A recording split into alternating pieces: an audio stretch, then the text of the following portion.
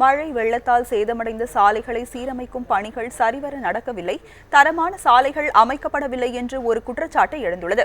அதை பற்றிய ஒரு தொகுப்பை பார்க்கலாம்.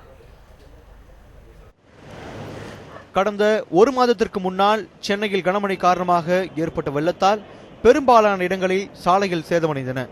சென்னை மாநகராட்சி இந்த சாலைகளை சீரமைக்கும் பணியில் ஈடுபட்டு வருகிறது. இதற்காக 160 கோடி ரூபாய் ஒதுக்கீடு செய்யப்பட்ட நிலையில் சாலைகள் முறையாக சீரமைக்கப்படவில்லை என்று சென்னை மாநகராட்சி முன்னாள் மேயர் மா சுப்பிரமணியன் குற்றம் சாட்டியுள்ளார். சென்னையில் மழை வெள்ள சேதத்திற்கு பிறகு சாலைகளை பராமரிக்கிறோம் என்று சொல்லி ஈரமான சாலைகளிலேயே வெப்பத்தார் கலவையை கொண்டு சாலை பணிகளை மேற்கொண்டு வருகிறார்கள். ஈரமான சாலைகளில் வெப்பத்தார் கலவை போட்டால் அதில் பிடிக்காது, உடனடியாக பீத்து கொண்டு வந்துவிடும் என்கின்ற ஒரு குறைந்தபட்ச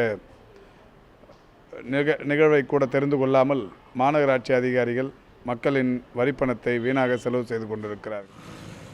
சென்னை வடபழனி, KK நகர், விருகம்பாக்கம் உள்ளிட்ட பகுதிகளில் சாலைகள் அமைக்கும் பணிகள் கடந்த 2 வாரங்களுக்கு மேலாக நடந்து வருகிறது. ஆனால் பாதி சாலை வரைத்தான் புதிய சாலைகள் அமைக்கப்பட்டுள்ளது.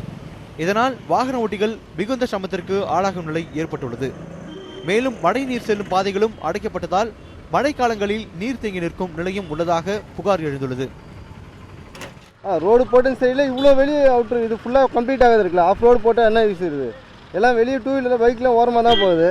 அந்த டைமில் இப்படி இருக்குது, ரொம்ப கஷ்டமாக தான் இருக்குது. பார்த்து சீக்கிரம் முடிச்சா நல்லாயிருக்கும். முதலமைச்சர் தொடங்கி மற்ற விஐபிக்கள் செல்லும் சென்னை கடற்கரை சாலையில் துரிதமாக பணிகள் நடந்து தரமான சாலைகள் போடப்பட்டுள்ளது. அதே நேரத்தில் மற்ற இடங்களில் அமைக்கப்படும் சாலைகளையும் தரமாக அமைக்க வேண்டும் என்று மக்கள் கோரிக்கை வைத்துள்ளனர். ஒளிப்பதிவாளர் அசோக்குடன் சஞ்சீவி, நியூஸ் 7 தமிழ், சென்னை.